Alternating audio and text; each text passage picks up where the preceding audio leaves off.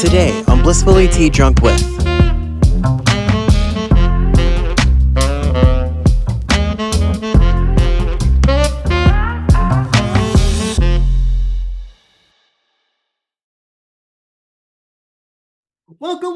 Welcome to the next panel of Blissfully Tea Drunk With. So this is one of the final panels for the final season. So at the time of recording, to my right, we have Carissa.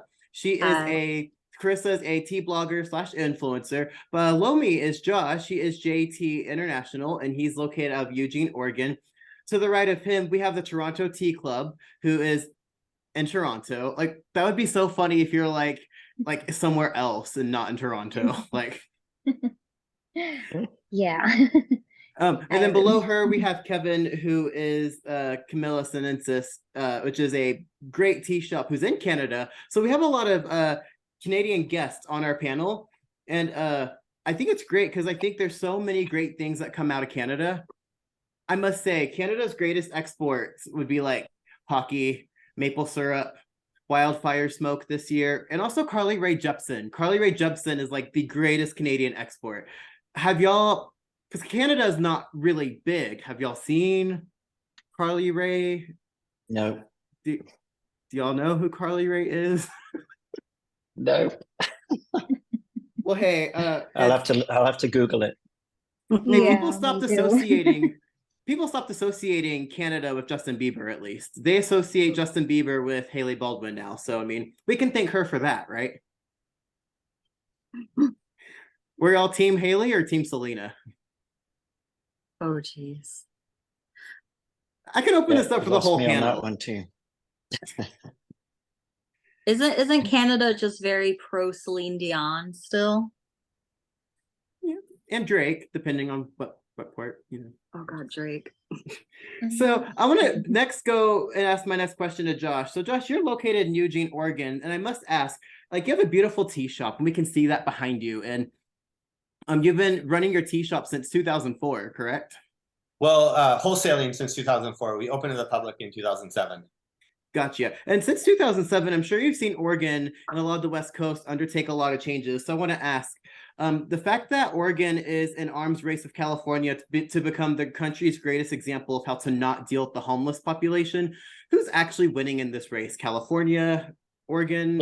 We're killing them because we are so farther ahead because there's recently, I forget what the proposition number is, but they decided in Oregon to legalize all drug use, which made it a bastion for everybody that wanted to come use drugs and be on the streets, has moved to Oregon. It's wonderful.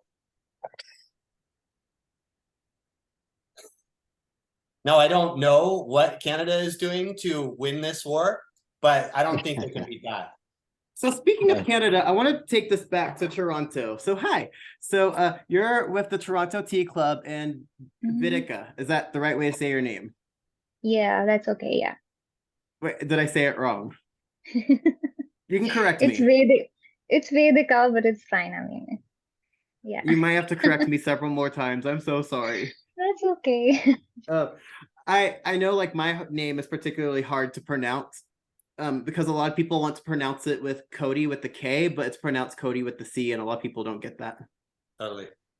So I want to ask you, so Toronto is famously known for Drake, and Drake was famous for being a child actor. And then now as an adult, he started grooming child actors like Millie Bobby Brown, and she's on Stranger Things. And right now, Stranger Things has been postponed because of the Writers and the Actors Guild strikes in California right now. And they're saying the 5th season of Stranger Things may not come out for like another 3 or 4 years for their final season. So I want to ask you, as a Torontan, should they just cancel Stranger Things? Like, do they do a time jump in the series? Like, how do they handle that?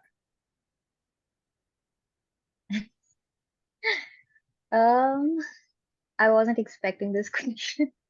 I really don't know how to answer that, and that's all right. But I do want to ask you, you do have a tea club in Toronto, and I've seen on social media you're doing a fantastic job because you quickly got a lot of people showing up to your tea club. Yeah. So what's the secret to getting non-tea people to join? The secret is to try and make them try good tea first, and I am trying to do that through the Toronto Tea Club. And like, I mean, in my last event, only 3 people turned up, and I still did not cancel the event because I was like, even if I start with just 3 people, it's fine.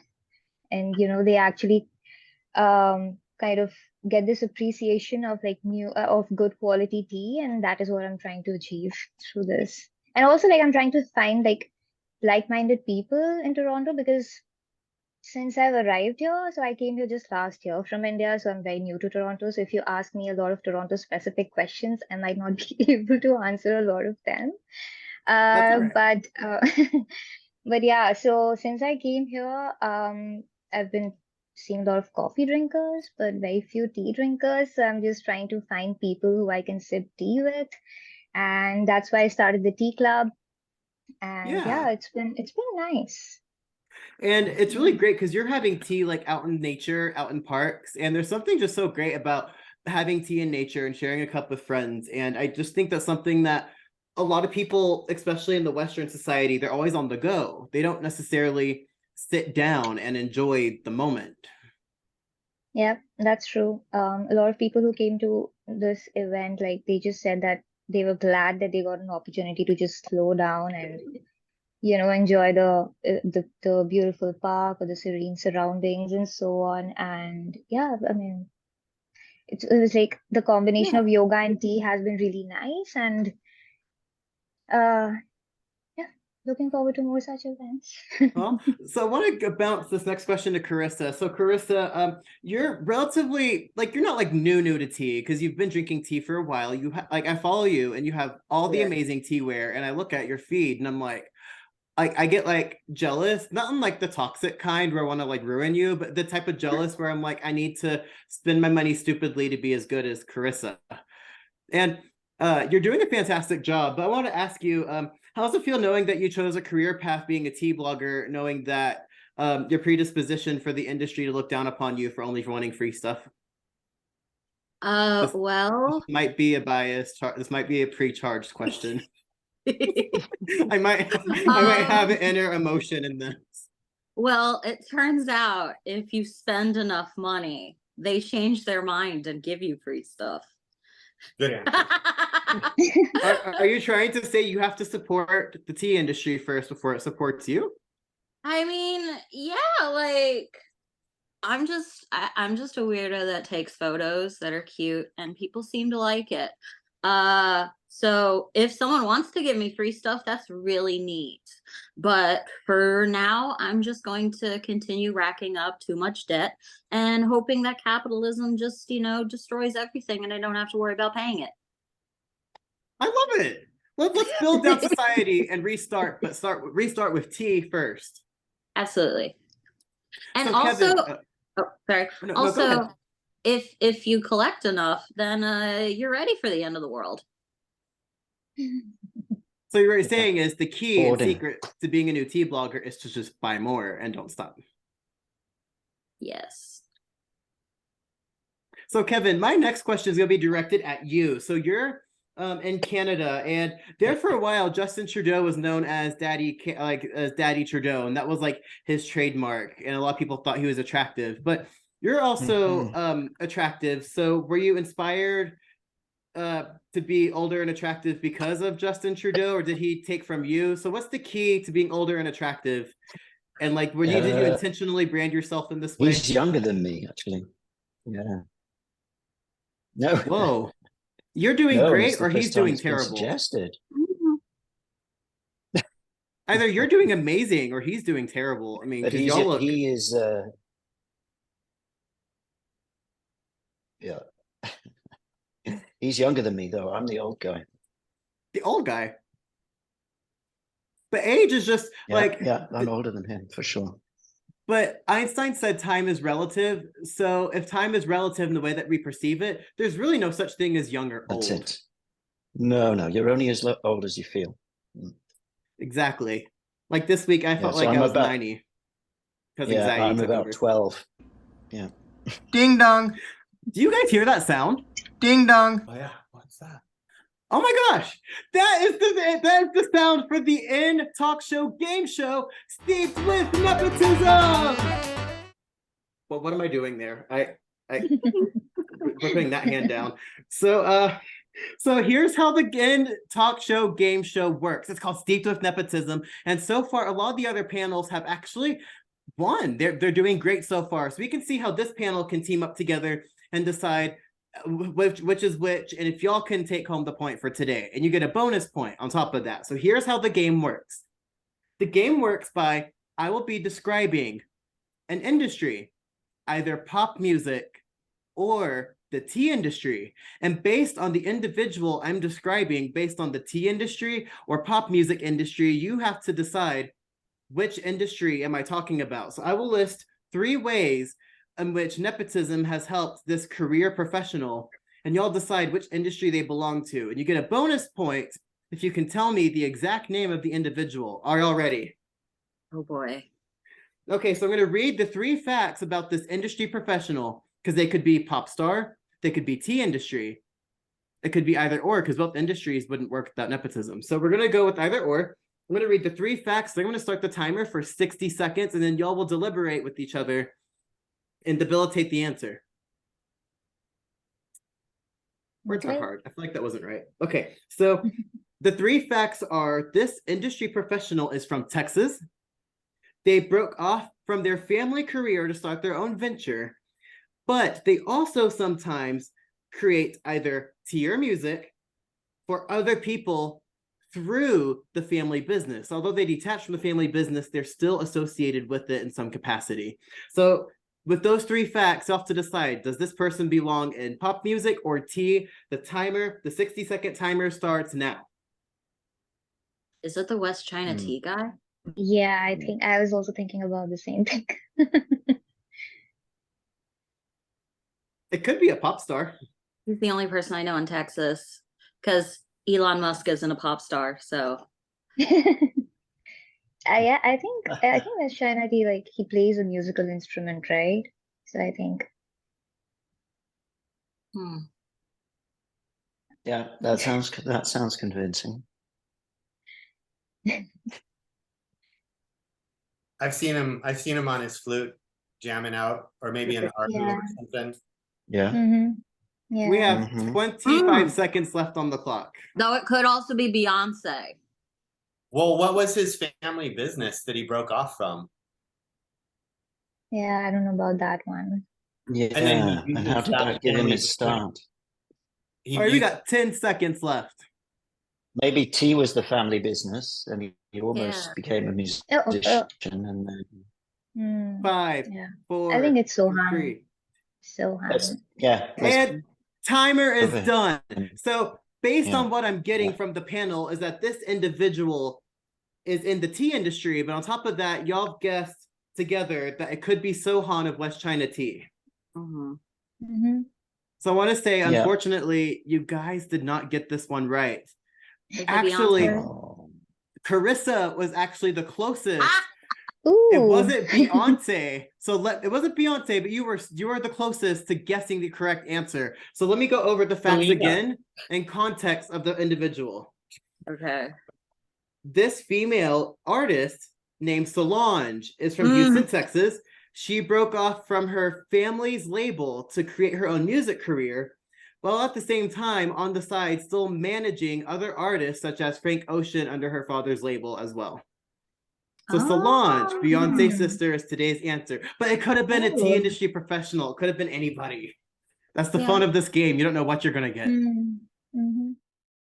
We're going to take a break from today's episode to talk about today's sponsor, JT International. JT International is located in Eugene, Oregon, and they're also a tea house. Outside of being a tea house, you can order their teas online. And you thought it was going to fool you by doing grocery store tea, but it's actually packaged oolong. JT International is owned and ran by Josh Chamberlain, who's been in the game for well over a decade. He sources incredible Taiwanese teas on top of pu'er teas and other Chinese teas as well. I mean, look at how beautiful that leaf is. Just look how that's brewing up. It was more than just incredible, it was magnificent. I'm not just saying this either because he sponsored today's episode. I'm saying this because these teas are truly magnificent, and he has a great way of sourcing exceptional teas that you might not can get otherwise. Oh, and you also have to spill tea sometimes. If you never have heard of JT International, you should definitely check them out, and you should definitely check out their oolongs. This is a tea company that's been around for a while, but will continue to be around for years to come. Thank you, Josh, for sponsoring today's episode. I'm really grateful for you guys. So, that was fun. And did you see that cue card? Let's pull up the cue card one more time. Let's go ahead and pull it up on the screen. I created that myself. Was that just not... that's beautiful artwork. I spent a lot of time creating that. It takes a talent to create that. Wasn't that amazing? I'm impressed. Yes, amazing. Oh. Okay, so next, I have another question for Kevin. And the question I have here is, you own a tea shop that is named after the tea tree. How often do you run into people mispronouncing Camellia sinensis? Camellia. Almost all the time. Almost all the time. Yes. Daily. So because of the name Camellia sinensis, do people read the name of the shop and think like a head shop or marijuana dispensary when they see it initially? Yeah. A lot of people go straight to cannabis sativa. Yeah. But yeah, everyone recognizes that and everybody remembers us. And it doesn't take that long before people realize, oh, camellia.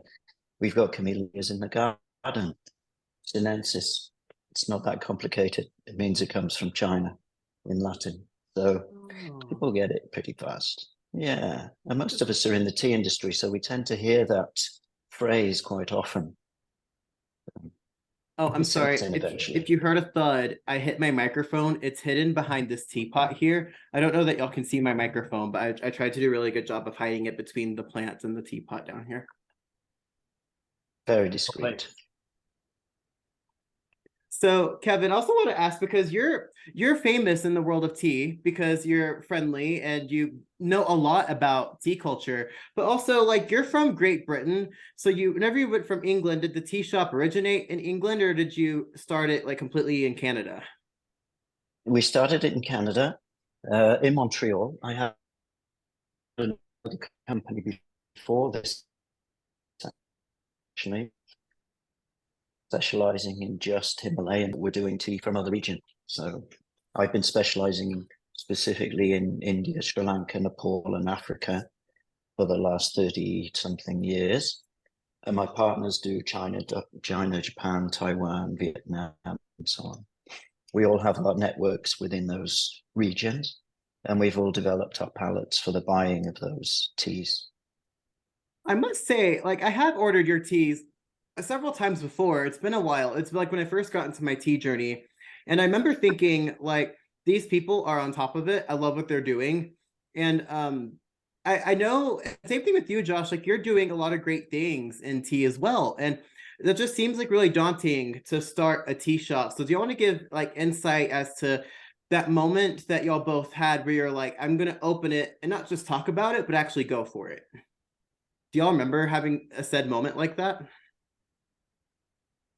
Yeah, I mean, I started with wholesale, and so my shop was my house. Actually, I used to live in this space that we're in, and I had a friend that would come over and they'd say, you know, it's really a shame that people can't come in here and see this stuff. So I basically just step by step did the work that needed to take place to open to the public. What about you, Kevin? Like, what was that defining moment for you where you said, we're gonna do it? Yeah, quite similar actually. I had a very expensive tea habit, and I gradually slid into buying and selling it to keep up with the amount of money I was spending on going to buy tea in Asia. And it gradually grew into being first an online company, actually, back in the 90s when the internet first appeared, and then gradually moving on to joining up with other partners, and then retail and wholesale, and now we do manufacture as well. We have a little factory in India. And a lot of people don't know that, because in my research, I can't say I did my research very well, but I didn't see that. That's really cool, actually. Yeah, we have a little project called the Tea Studio in the Nilgiri Hills. So we do manufacturing there. And I find it great because a lot of I've noticed in the tea industry. So if you're watching at home and you're not like a massive tea drinker, or you drink like different types of tea than what we'd talk about, it is kind of like in the larger industry that like China and Japan are like known for their tea, but a lot of other regions around the world, like India and lots of places in Africa, where tea is just insanely good and that doesn't get a lot of light and recognition. So when sharing tea from other regions that might not be as popular with the cultural zeitgeist that people associate tea with, do you have a harder time explaining like, no, like tea can come from Africa and it's actually just as good? Like, do y'all have to have those conversations with people, or does that come off natural? Yeah, a very large. Well, first of all, when you're in the tea business, it's about it's less than 10% buying and more than 90% selling tea. And selling tea requires an enormous amount of talking and energy and explaining. And if you see that as problematic or a nuisance, it's not worth getting into it. But if you're enthusiastic about the product and you want to share that great news, it's actually a great business to be in, especially as gradually people start hooking onto the product. You get to participate in their new enthusiasm for what you're doing. So it becomes a great big group of enthusiastic people sharing the same product. So, but you've got to be into that. If you're not into that, it's not worth it, because there's a lot of talking and it's a lot of repeating the same story. I still love working in the store. I still love having the person that's never had tea before coming in the store and explaining that it all comes from one plant, and all the really basic beginner stuff that I've said 10,000 times in my life. And I just love seeing their face light up and realizing, oh, this is a whole new world for me to discover. And I've got the leaf to turn them on at the same time. So Amazing. it's not for everybody, but for those that are really into it, it's right on spot. I think that's an incredible point, and I just love hearing your passion. Just even talking with that, just your passion's coming through so strong for it. And I think there needs to be more passionate people in the world of tea. Speaking of passionate people, Josh, you're also really passionate, but also you live in a place like in Oregon where like hiking and breweries and people own a lot of dogs in Oregon. Have you noticed that like the personality types that you meet in like these areas where they're like, oh, I will go hiking in the mountains or in the hills with my dog, and then go to a brewery with my dog. And like, have you noticed that those people lack in massive social skills? Like I've met so many people here in Colorado, they're dog owners, and all they do is hike, go to a brewery, and they work from home, and they're like, well, other people suck, so why would I ever go in public? Well, it's actually like, you've detached yourself so much from other people by being a dog person that like you actually suck, because you can't have a normal conversation with people without them being the problem when you're the problem. So do you in your part of Oregon have the same problem with dog people too? Because I love dogs. I just don't know I love all dog people. Like Carissa, you're a dog person, but you're a city dog person, so you're excluded from this. Like you're great. You actually lead the example of how dog owners should be. No, my dogs are horrible. But you're not a hiking bro who goes to breweries from Oregon or Colorado. I'm just saying. No, Maryland is a little different. So Josh, how do you address the this? number one post on Reddit under tea? The most upvoted post under tea is you after an 8-mile hike making tea for self-health or whatever reasons. So you're the hiker, right? Wow. I don't own a dog. Busted. But I don't own it. I'll pull up. Here's the image from Reddit. I'll go ahead and pull it up for the audience to see. In this image, where do you see the dog? That is a part of this equation I got a problem with. No dog. No dog. I'm never the problem. Never. I can never be the problem.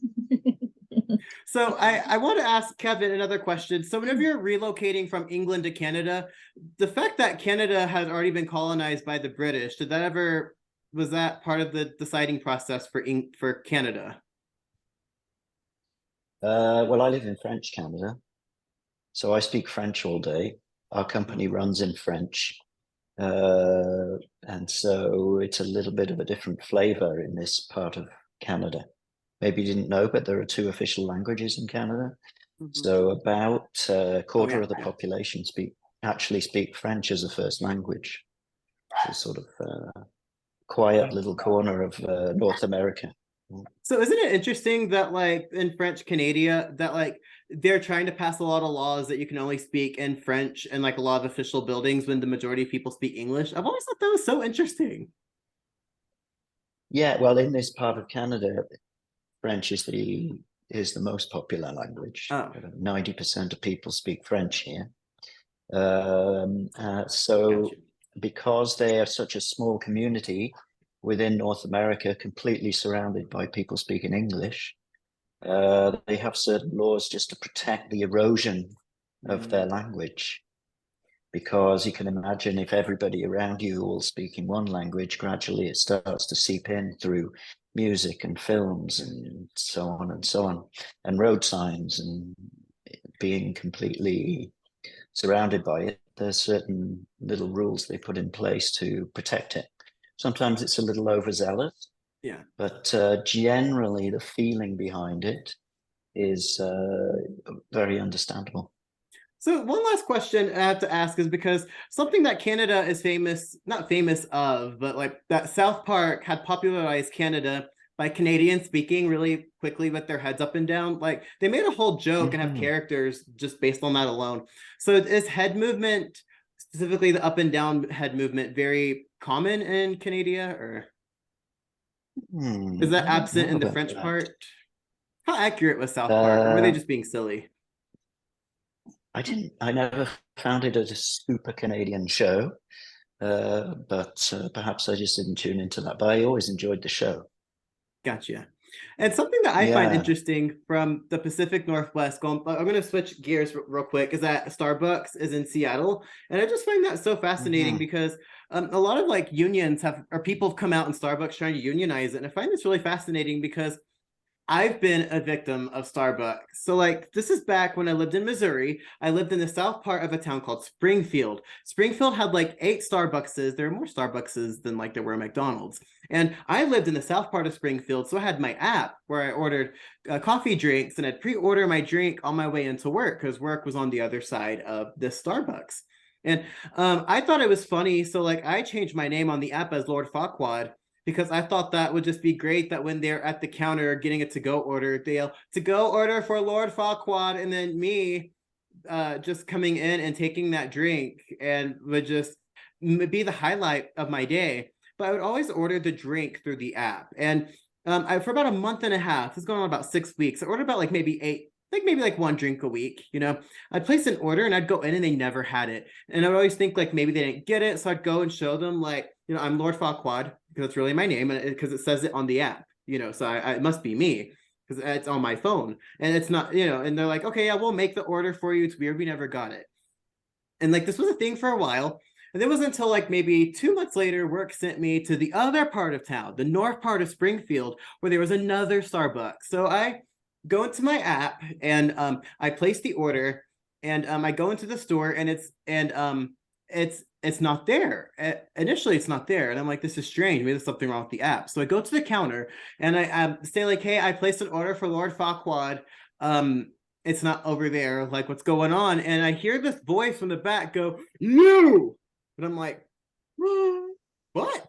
Like, you, is that the guy? And the barista's like, yeah, man, that's the guy. And this manager comes running out. He's like, sir, we're not making your drink. You can go ahead and leave the store. This is not funny. And I'm like, I don't understand. Lord Farquaad's like a Shrek character. I don't. And he's like, no. For the past 2 months, we've been having random orders for a Starbucks drink under Lord Farquaad, and they would sit there for an hour and end up getting wasted. You know how much money you've wasted of our company's money for some prank? Get out of the store. And since then, I've not walked back into a Starbucks in Springfield, and I am still not happy with Starbucks for this.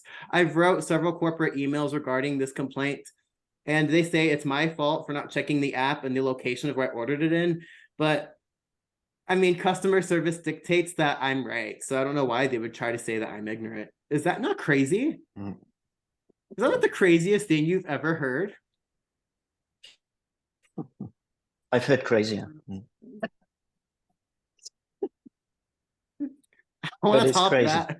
But so moving on. So now we're gonna move on to the next part of the talk show. We're gonna go ahead and move on from the panelists. And thank you guys for being here. Last week, I proudly announced a sweepstakes that you could enter to win one of 3 tea cakes for if you donate to Asian Americans Advancing Justice. However, we finally have 3 winners. The winners are Mark M, K Yoga Tea, and Casey from I Thought I Knew Tea, but boy was I wrong. I appreciate everybody for entering the sweepstakes. This wouldn't have been possible without you. Thank you.